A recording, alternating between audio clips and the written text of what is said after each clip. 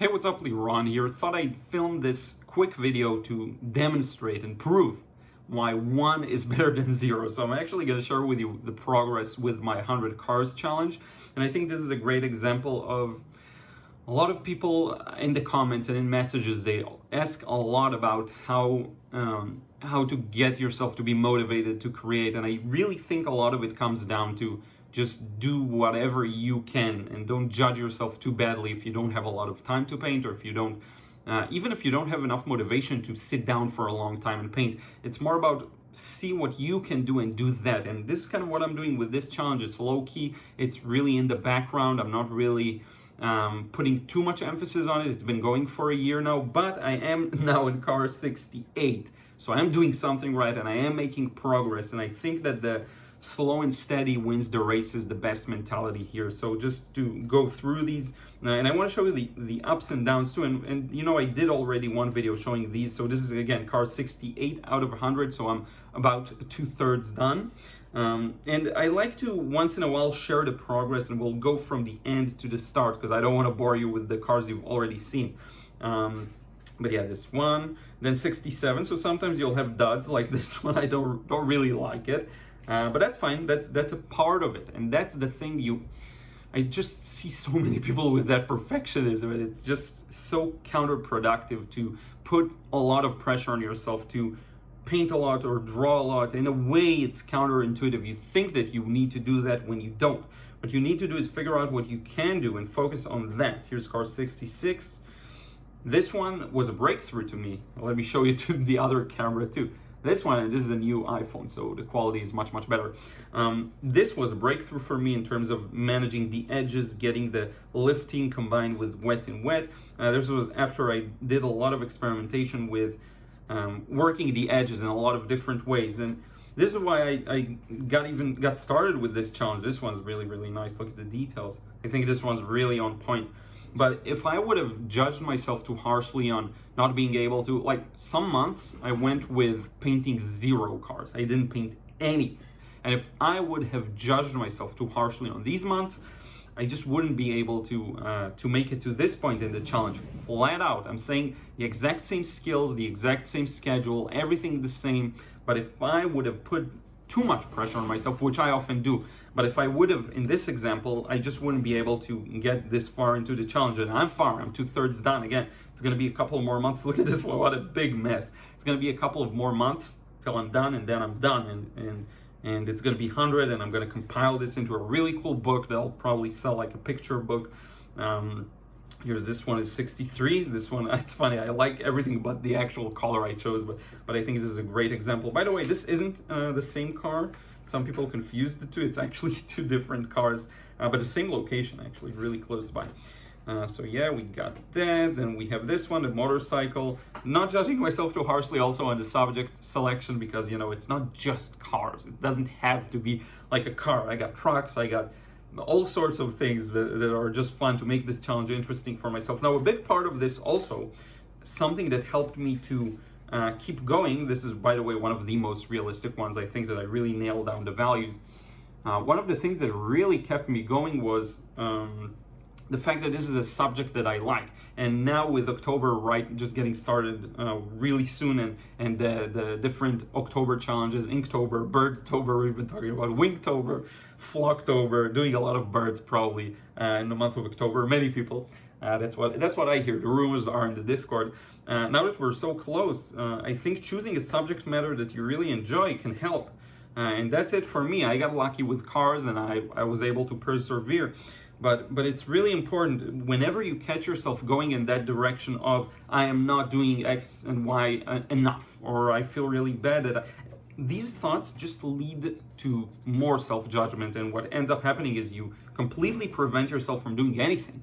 Do you want that, or do you want to just have the mindset of 1 is better than 0, 1 painting is better than 2, 10 minutes of practice is better than 1 minute, 20 minutes is better than 10, right?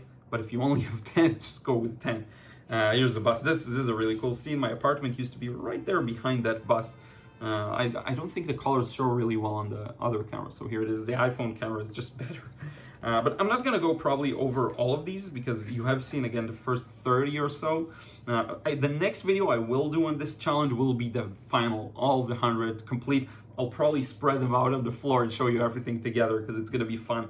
And I still have a third to go. So in a month, I won't be done. Probably not. In 2 months, maybe not even. So if I would have judged myself too harshly on that, I'd never be able to make it here. And now I do want to mention something. I am learning a lot in terms of technique. I feel really good. Like, for example, here, just a perfect pull. This here is a perfect management of edges by my book. You have the smooth transition, sharp transition, smooth again. That is so cool. The fact that I was able to get that, I think it looks so good. And it's like a lucky break, but you know, a lot of these are crappy, to be honest with you. But this lucky break makes everything else worth it. And you're also learning something from every one of these. But you would never have gotten to these lucky breaks if you would judge yourself too harshly, feel bad and down about not being able to paint as much as you want. You know, you do have to monitor yourself, just as a quick note. You do have to monitor yourself, make sure that you're actually like doing something. So look at the previous month, and if you feel like you didn't paint enough, ask yourself and be real with yourself. Did I paint as much as I could? I think that's the key. Or could I have done a lot more? That's the question. If you could have done a lot more, then find a way to balance it the next month. But if you couldn't, then what are you going to do about it? That's just life, you know, and you can make up for it the next time.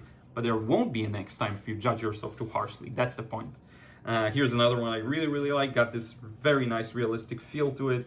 Put a lot of effort in the background. You know, some of these I remember. Of course, all of it. This is one of my favorites for sure too. We're gonna go through a couple that are my favorites. The Lada, old Russian car. So these are definitely among my favorites. But yeah, some of these, you know, I don't remember much of the process. I just kind of remember enjoying it a lot. Because I went through them so fast. Here's another one. This I painted as a part of the 3 series with the previous 2 I showed you. Now we're getting close to the things you've already seen. This one I did in a video here on YouTube. This one probably too, yes, showing you how to work fragmented.